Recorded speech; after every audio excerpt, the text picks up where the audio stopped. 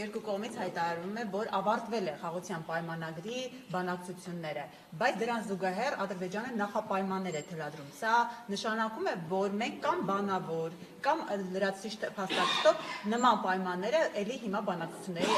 թեմա ենք դառնում կամ դնում ենք սեղանին։ Այդ նախապայմանները ինչ փաթեթավորմամբ եք հիմա դուք բանակցում Ադրբեջանը։ Այդ նախապայմանները, որպես իրար ճիշտ հասկանանք, հնչեցվել են եւ նախկինում եւս, մեր կողմից դրանց լեգիտիմությունը եւ օրակարգի մաս լինելը երբևէ չի ընդունվել, մենք այդ մասին երբևէ չենք բանակցում։ Եղել են մտքերի փոխանակցության մասին, որ մենք ունենք այսպիսի պահանջ, մենք էլ ասում ենք, դե մենք էլ ունենք այսպիսի պահանջ, ձեր պահանջն չենք ընդունում, որ պահանջ է նորմալ եւ